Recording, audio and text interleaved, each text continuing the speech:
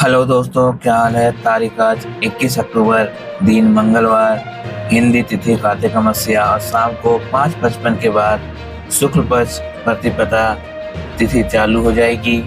आइए अब देश भर की तमाम बड़ी खबरों पर एक नजर डालते हैं। देखिए दोस्तों, हर साल 21 अक्टूबर को पुलिस स्मृति दिवस मनाया जाता है। इस दिन उन पुलिस कर्मियों को याद किया जाता है जिन्होंने देश की सेवा करते हुए अपने प्राणों की आहुति दी। सरल शब्दों में बताएं हम, यह दिन शहीद पुलिस जवानों को याद में मनाया जाता है जिन्होंने देश की सुरक्षा और लोगों की रक्षा के लिए अपनी जान दी। 21 अक्टूबर 1959 को लद्दाख के हॉटस्पॉट नामक जगह पे भारत के 10 पुलिसकर्मी जवानों ने चीनी सेना के हमले में वीरगति पाई थी। उसी घटना के याद में हर साल 21 अक्टूबर को पुलिस स्मृति दिवस मनाया जाता है। चलिए दोस्तों, बढ़ते हैं अगली खबर को। इस साल दीपावली 20 तारीख और 21 तारीख में लोगों में कंफ्यूजन बना हुआ था, तो बहुत सी जगहों पे कल दिवाली बहुत ही धूमधाम से मनाई गई। इस साल दिवाली का मुख्य विशेष दिन 20 अक्टूबर 2025 सोमवार को ही माना गया था। कुछ विशेष पंडित जो थे वो 20 को मानते हैं, कुछ 21 को मानते हैं। तो जहाँ पे 20 तारीख को बताया गया उनके द्वारा, वहाँ पे 20 तारीख को दिवाली मनाई गई। जहाँ पे 21 तारीख बताया गया, वहाँ आज के दिन दीपावली मनाई जाएगी। आपने किस दिन मनाया कमेंट बॉक्स में मुझे बताएं। 20 को मनाया, 21 को मनाया, चलो कोई नहीं, दोनों दिन आपने मनाया हो उससे कोई दिक्कत नहीं। लेकिन जो 20 तारीख का जो दीपावली का दिन था वो बेहद शुभ माना गया था। चंद्र तिथि इस वर्ष 20 अक्टूबर 3:44 से शुरू होकर 21 अक्टूबर 5:54 तक चलेगी। इस 2 दिन चलते वाली अमावस्या के कारण 20 या 21 अक्टूबर की इस तरह से उलझन बनी हुई थी कि दीपावली कब है, 20 को है कि 21 है, क्योंकि 20 को भी अमावस्या है और 21 को भी समस्या है। हिंदू विवरण अनुसार दिवाली उस दिन मनाई जाती है जब अमावस्या तिथि सूर्यास्त के बाद भी जारी हो और पूजा मुहूर्त संभव हो। इस वर्ष अमावस्या का आरंभ 20 अक्टूबर दीपावली के दिन की शाम से समय हुआ, इसीलिए अधिकांश पंडित पंचांग को 20 अक्टूबर को दिवाली मनाते हैं। हालांकि अमावस्या अगले दिन सुबह तक भी है, इस वजह से पूजा का अगले दिन 21 अक्टूबर को भी दिवाली मानी जाएगी। चलिए आइए हम बताते हैं कि 20 और 21 में क्यों विवाद हुआ। अगर अमावस्या तिथि रात भर या अगले दिन सुबह तक जारी हो जाए तो कहीं अगले दिन को भी पूजा माना जाता है। इसीलिए विभिन्न पंडितों और क्षेत्रीय परंपराओं पर निर्भर करता है। कुछ पंचांगों में सुझाव है कि 21 अक्टूबर को भी पूजा मुहूर्त मौजूद है, इसीलिए 21 अक्टूबर को भी हो सकता है दीपावली। लेकिन प्रमुख धार्मिक निर्णय संस्थाओं ने 20 अक्टूबर को ही दिवाली का दिन घोषित किया। वहीं बात अयोध्या यानी कि रामनगरी की करें तो अयोध्या रामनगरी में भी कल काफी धूमधाम के साथ दिवाली का पर्व मनाया गया। अयोध्या में दिवाली 2025 विशेष रूप से दीपोत्सव बेहद भव्य तरीके से मनाई गई। यह धार्मिक, सांस्कृतिक और पर्यटन प्रसार के तमाम पहलुओं को समाहित करती थी। इस वर्ष मुख्य आकर्षण था शहर में दियों की लाइट शो, ड्रोन शो और रामायण थीम वाली कार्यक्रमों में सजाया जाना। लगभग 26 लाख से ज्यादा दिए, मिट्टी के दिए एक साथ जलाए गए, जो एक नया विश्व रिकॉर्ड मनाया जा रहा है। इस कार्यक्रम में लगभग 21,000 से अधिक पंडितों ने वेदाचार्य के साथ पूजा आरती की। लगभग 33,000 स्वयंसेवक इस आयोजन में शामिल थे। साथ ही लगभग 73,000 लीटर तेल तथा 55 लाख कॉटन विक्स कपास की बत्तियां दीपक जलाने में इस्तेमाल हुई। और जो यहाँ का जो दीपोत्सव किया गया वह देखने में काफ़ी खास नज़ारा था। जो अयोध्या की दिवाली काफ़ी धूमधाम से मनाई गई मेरे दोस्तों, जो कि काफ़ी बड़ा आकर्षण का केंद्र रहा। चूँकि कुछ पंडितों के अनुसार अमावस्या आज भी है, तो बहुत जगहों पे दीपावली का सेलिब्रेशन आज भी किया गया, जो कि काफ़ी अच्छा ही एक तरीके से देखा जाए तो दोस्तों कि दोनों दिन दीपावली है तो लोगों को 2 दिनों तक पर्व मनाने का अवसर मिल रहा है। आपने दीपावली किस दिन मनाई हमें कमेंट बॉक्स में ज़रूर बताएं। 20 को मनाई, 21 को मनाई, क्योंकि दोनों ही दिन दीपावली चालू है और लोगों को उत्सव मनाने को ज़्यादा मौके मिल रहे हैं। चलिए बढ़ते हैं अगली खबर की ओर।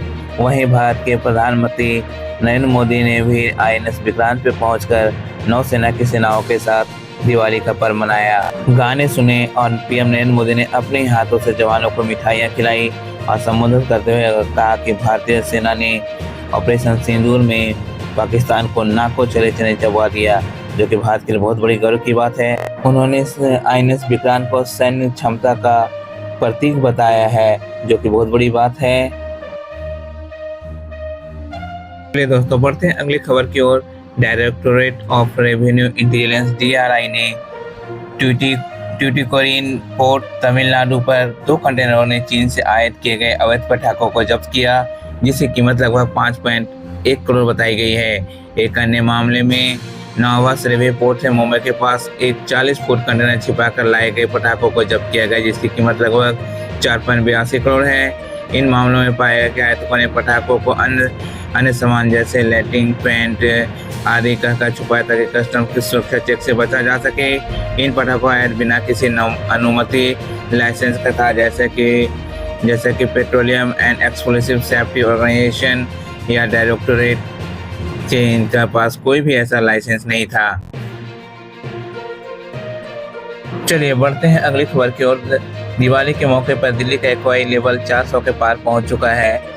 सबसे ज़्यादा इफेक्टिव एरिया द्वारका और वजीरपुर है, वहां का भी एक्वाई लेवल 335 के पार हो चुका है। वहीं देखिए, दिल्ली के 38 में से 34 निगरानी स्टेशन रेड जोन में है। दिवाली के कारण दिल्ली में प्रदूषण काफ़ी ज़्यादा बढ़ने लगा। कई लोगों को सांस लेने में काफ़ी तकलीफ हो रही है, उन्हें काफ़ी ज़्यादा परेशानियाँ हो रही हैं। अभी दिल्ली में ग्रैब 2 की पाबंदियाँ लागू हो चुकी हैं। चलिए बढ़ते हैं अगली खबर की ओर। इस वर्ष दिवाली के अवसर पर बद्रीनाथ धाम में पहली बार लगभग 12,000 दिए जलाए जाने का आयोजन हुआ। यह आयोजन बद्रीनाथ टेम्पल में BKTC द्वारा किया गया, जिसमें स्थानीय पंडित, धार्मिक अधिकारधारी, होटल एसोसिएशन एवं अन्य सहयोगियों ने भाग लिया। दीपावली के लिए विशेष पूजा भोजन यानी कथा 56 प्रकार के भोगों का भी आयोजन किया गया, जो इस वर्ष बद्रीनाथ धाम में पहली बार हुआ। चलिए बढ़ते हैं अगली बड़ी खबर की ओर। फिल्म शोले के जेलर का किरदार निभाने वाले पॉपुलर एक्टर गोवर्धन असरानी का सोमवार दोपहर 1 बजे निधन हो गया। वे 84 साल के थे। असरानी के मैनेजर बाबू भाई थीबा ने दैनिक भास्कर से बातचीत में उनके निधन की खबर की पुष्टि की। उन्होंने बताया कि असरानी को 4 दिन पहले अस्पताल में भर्ती करवाया गया था। उनके फेफड़ों में पानी भर गया था। परिवार ने एक्टर के अंतिम संस्कार संत क्रूजा के शांतिनगर स्थित शमशान में किया। निधन की खबर सामने आने से कुछ समय पहले ही असरानी के आधिकारिक सोशल मीडिया अकाउंट पे एक पोस्ट के जरिए दिवाली की शुभकामनाएं दी गई थी। मौत को राज रखना चाहते असरानी पत्नी से कहा था, हंगामा मत करना। असरानी के साथ पिछले 20 और सालों में काम कर रहे थे। उनके मैनेजर बाबू भाई थीबा ने दैनिक भास्कर को बताया कि असरानी खुद चाहते थे कि उनकी मौत की खबर किसी को ना दी जाए। उन्होंने कहा कि इच्छा अपनी पत्नी को मंजू बंसल के सामने जाहिर की थी। उन्होंने पत्नी से कहा था कि मेरी मौत के बाद कोई हंगामा ना हो, जब अंतिम संस्कार हो जाए तब सबको खबर देना। यही वजह रहे कि महज परिवार की मौजूदगी में उनका अंतिम संस्कार किया गया। इसमें महज 15 से 20 लोग ही शामिल थे। इंडस्ट्री को खबर नहीं दी गई, जिससे इंडस्ट्री से जुड़ा कोई सदस्य अंतिम संस्कार में शामिल नहीं हुआ। चलिए बढ़ते हैं अगली खबर की ओर। प्रधानमंत्री नरेंद्र मोदी ने नौसेना के साथ मनाई दिवाली। प्रधानमंत्री नरेंद्र मोदी ने गोवा में INS विक्रांत में नौसैनिकों के बीच दिवाली मनाई। वो एक दिन पहले यहाँ पहुँच गए थे। उन्होंने INS विक्रांत पर ही रात बिताई। PM ने यहाँ जवानों के साथ डिनर किया और उनके साथ गाने सुने और उन्हें मिठाई भी खिलाई। उन्होंने कहा कि हमारा विक्रांत आज आत्मनिर्भर भारत और मेड इन इंडिया का बहुत बड़ा प्रतीक है। INS विक्रांत ने अभी पाकिस्तान की रातों की नींद उड़ा दी थी, जिनका नाम से ही दुश्मन की चैन छीन ली। वो INS विक्रांत है। 12वीं बार जवानों संग दिवाली। PM मोदी ने 12वीं बार दिवाली में जवानों के बीच पहुंचे और दिवाली मनाई। पिछले साल PM मोदी गुजरात के कच्छ पहुंचे थे, जहां उन्होंने BSF, आर्मी, नेवी और एयरफोर्स के जवानों को मिठाई खिलाई थी। दिवाली के मौके पे PM सबसे ज़्यादा बार 4 बार जम्मू कश्मीर गए थे। चलिए बढ़ते हैं अगली खबर की ओर। इंतजार में बीता किसानों का दिवाली का दिन नहीं आए खाते में 2-2 हज़ार रुपए, क्योंकि किसानों को इंतजार था कि केंद्र सरकार दिवाली के मौके पे 21वीं किस्त जारी कर सकती है, लेकिन ये पैसा उनके खाते में नहीं आया। वैसे कुछ राज्यों में कृषि मंत्री ने एडवांस में ही यह किस्त जारी कर चुके हैं, जो बाढ़ प्रभावित क्षेत्र थे। 26 सितंबर को पंजाब, हरियाणा और हिमाचल प्रदेश के किसानों को 2000 की किस्त दी गई। विशेष रूप से बाढ़ से प्रभावित थे। साथ ही साथ 7 अक्टूबर 2025 को जम्मू और कश्मीर के किसानों को भी यह किस्त जारी की दी गई है और यहाँ पे कुछ किसानों को अभी भी अपनी किस्त का इंतजार है। बाकी अन्य राज्यों के किसानों के अक्टूबर के अंत तक या बिहार विधानसभा चुनाव से पहले ये किस्त मिलने की आशा है। ऐसा कुछ मीडिया रिपोर्ट्स के अनुसार ये बातें सामने आ रही हैं। चलिए बढ़ते हैं अगली बड़ी खबर की ओर। कांग्रेस कांग्रेस सांसद राहुल गांधी इस बार दिवाली के मौके पर पुरानी दिल्ली पहुंचे। उन्होंने मशहूर घंटे वाला स्वीट शॉप के पर बेसन के लड्डू और इमरती बनाए।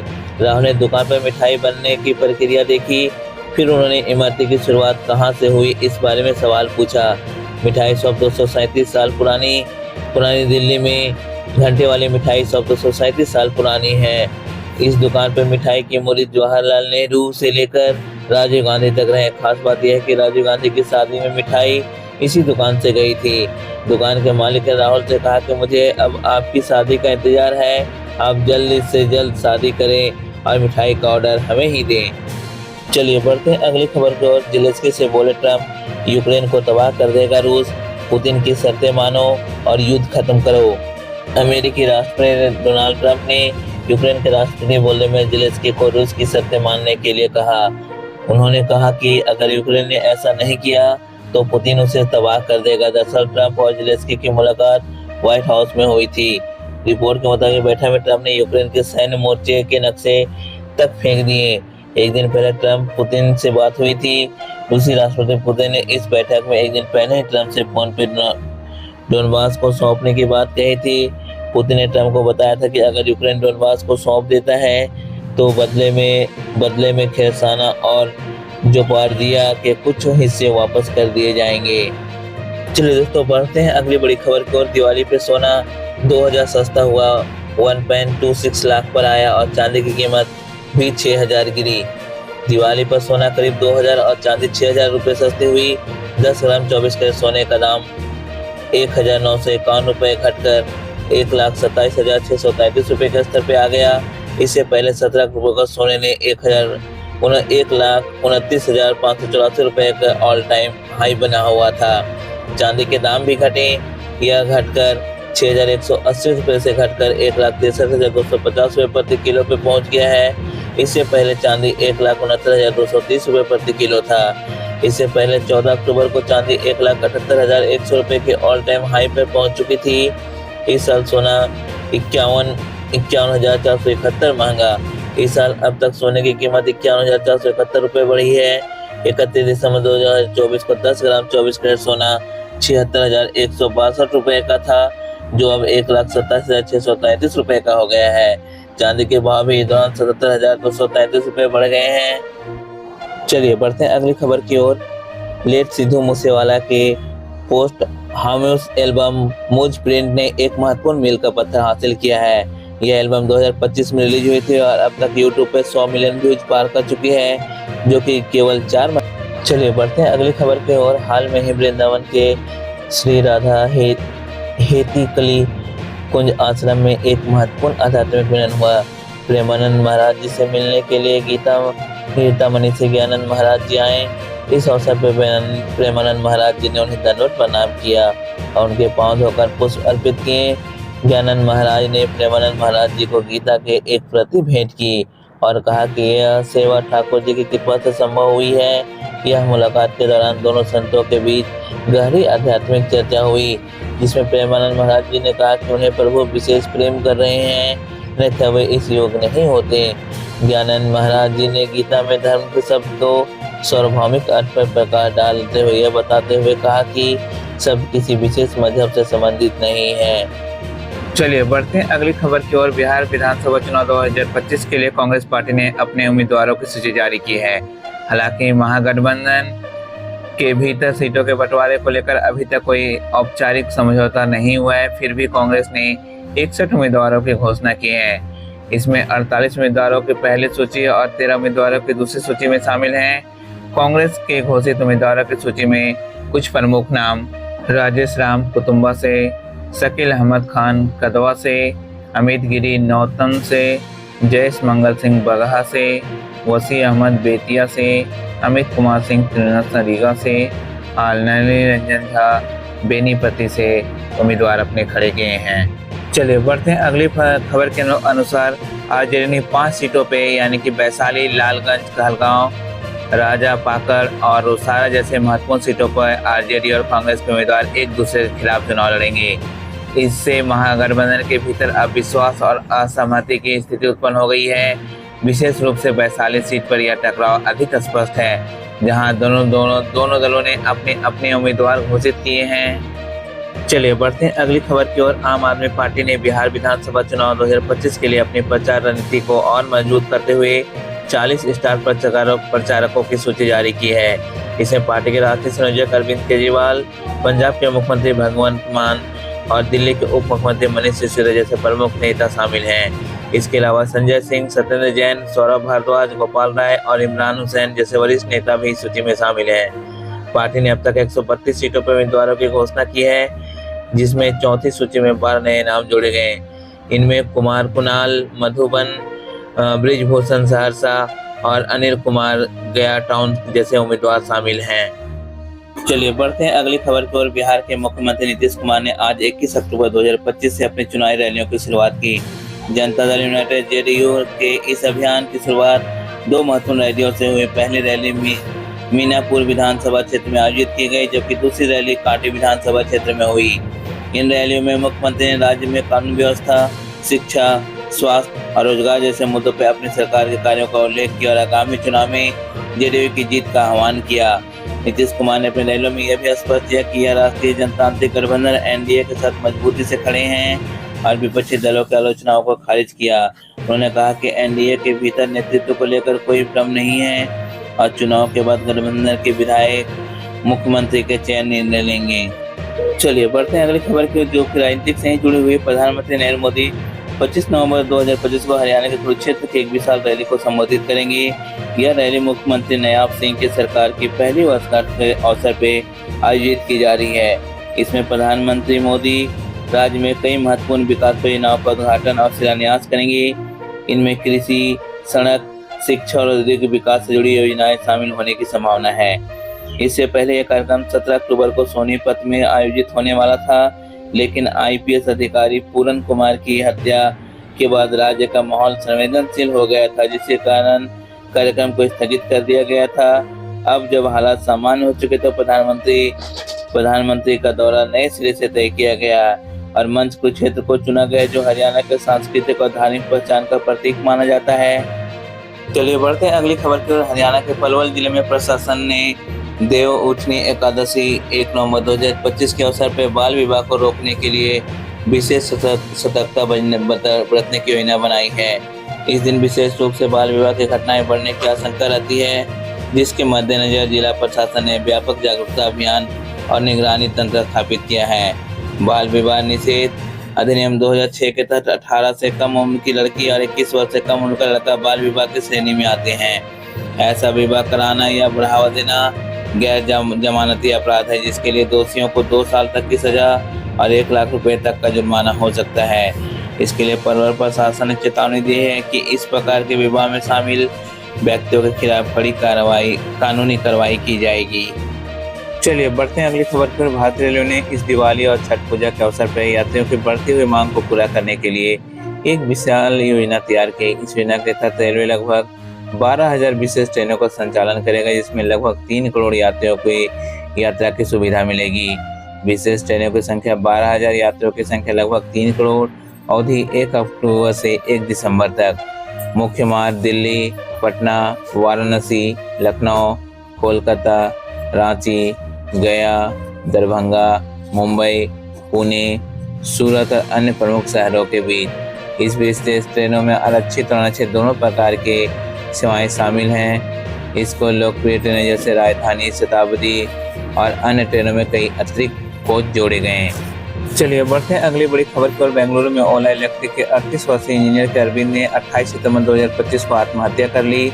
अरविंद ने अपने सुसाइड नोट में कंपनी के संस्थापक और सीईओ भविष्य अग्रवाल, वाहन होमोगुलेशन के प्रमुख सुब्रत दास और अन्य वरिष्ठ अधिकारियों को मानसिक उत्पीड़न और वेतन न मिलने का आरोप लगाया है।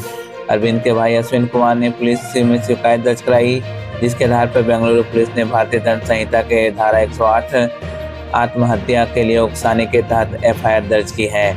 एफआईआर में आरोप है कि अरविंद कार्यस्थल पर लगातार मानसिक दबाव और उत्पीड़न का सामना करना पड़ा, जिससे वह तनावग्रस्त हो गए। उनके बैंक खाते में आत्महत्या के 2 दिन बाद 17.46 लाख की राशि जमा की गई, जिसे कंपनी के लंबित वेतन का भुगतान बताया जा रहा है। अरविंद के परिवार ने इस भुगतान के समय और कारण पर सवाल उठाए हैं। आइए अब खबरों में आगे बढ़ते हैं और अब कुछ अंतर्राष्ट्रीय खबरें देखते हैं। गाजा संघर्ष में संघर्ष विराम फिर से टूटने की आशंका। इजराइल और हमास के बीच 10 अक्टूबर को लागू हुआ संघर्ष विराम फिर से टूटने के कगार पे है। गाजा अधिकारियों के अनुसार संघर्ष विराम के लागू होने के बाद से लगभग 100 फिलिस्तीनी नागरिक मारे गए। अमेरिका इस समझौते को मजबूत करने के लिए प्रयासरत है, लेकिन स्थिति नाजुक बनी हुई है। चलिए बढ़ते हैं अगली खबर की ओर। लूव्र संग्रहालय में दिन दहाड़े चोरी वीडियो सामने आया। पेरिस के लूव्र संग्रहालय में रविवार को दिन दहाड़े हुई चोरी का एक नया वीडियो सामने आया है। वीडियो में चोरों को अपोलो गैलरी से बहुमूल्य नेपोलियन III कोट के गहनों की चोरी करते हुए दिखाया गया है। पुलिस ने 4 संदिग्धों की पहचान की और उनकी तलाश जारी है। चलिए बढ़ते हैं अगली खबर की ओर। बोलिविया के पहले दक्षिणपंथी राष्ट्रपति का शपथ ग्रहण। बोलिविया के पहले दक्षिणपंथी राष्ट्रपति के रूप में रोड्रिगो पाज ने शपथ ली। उन्होंने अमेरिका के साथ संबंधों को सुधारने और देश की अर्थव्यवस्था को स्थिर करने का वादा किया। उनकी चुनावी सफलता ने देश की राजनीतिक दिशा में महत्वपूर्ण बदलाव का संकेत दिया है। चलिए बढ़ते हैं अगली बड़ी खबर को। यूरोप ने रूस से गैस आयात पर प्रतिबंध लगाने का निर्णय लिया। यूरोपियन संघ ने रूस से भी सभी गैस आयात के समाप्त करने के लिए एक विधेयक पारित किया है। हालांकि हंगरी और स्लोवाकिया ने इस विधेयक का विरोध किया है। यह कदम यूरोप के ऊर्जा सुरक्षा को मजबूत करने और रूस पर निर्भरता को कम करने की दिशा में महत्वपूर्ण कदम है। चलिए बढ़ते हैं अगली बड़ी खबर की ओर। जापान में पहली महिला प्रधानमंत्री का चुनाव नज़दीक। जापान की राजनीति में एक और ऐतिहासिक मोड़ आ रहा है, क्योंकि सानाए तकाइची पहली महिला प्रधानमंत्री बनने के लिए तैयार हैं। उनकी नियुक्ति से जापान में महिलाओं की राजनीतिक भागीदारी को बढ़ावा मिलेगा और यह एक महत्वपूर्ण सामाजिक बदलाव का प्रतीक होगा। चलिए बढ़ते हैं अगली खबर की ओर। हरियाणा सरकार ने इस दिवाली के अवसर पर राज्य के गन्ना किसानों के लिए एक महत्वपूर्ण घोषणा की है।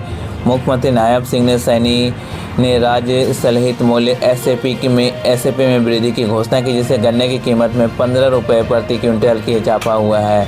अब प्रारंभिक किस्मों में गन्ने की कीमत 415 रुपये प्रति क्विंटल और देर से पकने वाली किस्मों की कीमत 408 प्रति क्विंटल निर्धारित की गई है। यह कदम किसानों की आय को बढ़ाने और राज्य में की कृषि अर्थव्यवस्था को मजबूत करने के उद्देश्य से उठाया गया है। चलिए बढ़ते हैं अगली खबर की, जो कि छत्तीसगढ़ से आ रही। छत्तीसगढ़ सरकार ने 12वीं पास छात्राओं के लिए B फार्मेसी कोर्स की शुरुआत की है। यह पहल राज्य की कन्या पॉलिटेक्निक कॉलेज रायपुर में की गई है, जहां शैक्षणिक सत्र 2025-26 में B फार्मेसी की कोर्स की शुरू होगा। कोर्स की मुख्य विशेषताएं: कोर्स की अवधि 4 वर्ष की होगी। कोर्स शुल्क कोई यहाँ इसमें शुल्क नहीं लिया जाएगा। 60 सीटें निर्धारित की गई हैं। पात्रता 12वीं में भौतिक, रसायन विज्ञान और गणित जीव विज्ञान विषयों के साथ उत्तीर्ण छात्राएं। प्रवेश प्रक्रिया PPHT परीक्षा और DTE-CG काउंसलिंग मेरिट सूची के आधार पर। यह पहल राज्य सरकार की ओर से छात्राओं के शैक्षणिक, व्यावसायिक और तकनीकी विकास को प्रोत्साहित करने के लिए की गई है। अब तक B फार्मेसी की पढ़ाई केवल निजी कॉलेजों में होती थी, जहां फीस काफ़ी अधिक होती थी, लेकिन अब यह कोर्स राज्य सरकार के कॉलेज में निःशुल्क उपलब्ध कराया रहेगा, जिससे आर्थिक रूप से कमजोर वर्ग के बेटियों भी फार्मेसी की पढ़ाई कर सकेंगी। चलिए बढ़ते हैं अगली खबर की ओर और देखते हैं कुछ महत्वपूर्ण खेल खबरें। भारत ऑस्ट्रेलिया वनडे सीरीज पहले वनडे में ऑस्ट्रेलिया ने भारत को 7 विकेट से हराया। मार्श ने नाबाद 46 रन बनाए, जबकि विराट और रोहित नाकाम रहे। महिला क्रिकेट वर्ल्ड कप इंग्लैंड ने भारत को 4 रन से हराकर सेमीफाइनल में जगह बनाई। कप्तान हैदर नाइट ने शानदार शतक जड़ा। अगली खबर ICC रैंकिंग। भारतीय गेंदबाज जसप्रीत बुमराह दुनिया के नंबर 1 टेस्ट गेंदबाज बने। मोहम्मद सिराज 12वें स्थान पर पहुंचे। वहीं वुमेन्स T20 वर्ल्ड कप में न्यूजीलैंड की महिला टीम ने वर्ल्ड कप जीतकर इतिहास रचा। ICC ने विजेता टीम को भारी इनाम राशि दी। भारतीय हॉकी टीम एशिया कप 2025 के फाइनल में हारकर भारत उप विजेता रहा। कोरिया ने रोमांचक मुकाबले में खिताब जीता। क्रिस्टियानो रोनाल्डो अल नासर और AFC गोवा के बीच मैच में उनके भारत आने की संभावना खत्म हुई। टीम प्रबंधन ने की पुष्टि। लियोनेल मेसी ने LML में अपने कैरियर के दूसरे हैट्रिक लगाए। इंटर मियामी ने नेशनल को 5-2 से हराया। वहीं घुड़सवारी टूर्नामेंट में भारत के पहले FICSI 2 टूर्नामेंट बेंगलुरु के वर्धन मनोहरन ने ऐतिहासिक जीत हासिल की। मोहन बगान बनाम ईस्ट बंगाल। 22 साल के बाद मोहन बगान ने IFF शील्ड फाइनल में शूटआउट में ईस्ट बंगाल को हराकर 21वीं खिताब जीता। तन्वी शर्मा। भारतीय खिलाड़ी Tanvi Sharma world junior badminton championship के फाइनल में पहुंचे, चीनी खिलाड़ी को हराकर इतिहास रचा। चलिए खबरों में आगे बढ़ते हैं, देखते हैं कुछ बड़ी खबरें जो मौसम विभाग से संबंधित है। देश के उत्तरी हिस्से में खासकर दिल्ली, एनसीआर और हरियाणा में आज हवा में धूल और धुंध बनी हुई है। आज गुरुग्राम के आसपास का तापमान लगभग 24 डिग्री सेंटीग्रेड, जिससे हल्के गुनगुने सुबह महसूस हो रही है। आर्द्रता करीब 68% तक दर्ज की गई, जिससे हल्की उमस बनी हुई है। दोपहर के बाद हल्की बारिश की संभावना जताई गई है। वहीं दक्षिणी पूर्व दिशा में लगभग 5 मील प्रति घंटे की रफ्तार से तेज हवा बह रही है। यूवी इंडेक्स 3 के आसपास है, जिसका अर्थ है मध्यम स्तर के धूप से बचाव की जरूरत। आने वाले 3 दिन यानी बुधवार, गुरुवार, शुक्रवार को भी मौसम धुंधला रहने का अनुमान है। गुरुवार से आर्द्रता में कुछ कमी होगी, जिससे मौसम थोड़ा आरामदेह होगा रहेगा। घने बादल की संभावना कम है। फिलहाल बादल 51% तक छाए हुए हैं। दृश्यता लगभग 5 मील तक है, जो सुबह के समय वाहन को चालकों के लिए सावधानी बरतने योग्य है। इसके साथ ही आज ये खबरों का सिलसिला यही समाप्त होता है। इसी तरह देश की तमाम बड़ी खबरों, मुख्य समाचार, नौकरी अपडेट्स, मौसम की सूचना, खेल समाचार आदि पाने के लिए यदि आप मेरे चैनल पर नए हैं तो अभी चैनल को सब्सक्राइब करें। चैनल को सब्सक्राइब करने के साथ ही साथ बेल आइकन को जरूर प्रेस कर दें, ताकि इस तरह की जो भी वीडियो मैं लेता हूँ उसकी नोटिफिकेशन आप तक यूँ ही आती रहे और आप यूँ मेरी हर वीडियो का लेते रहें। Thank you.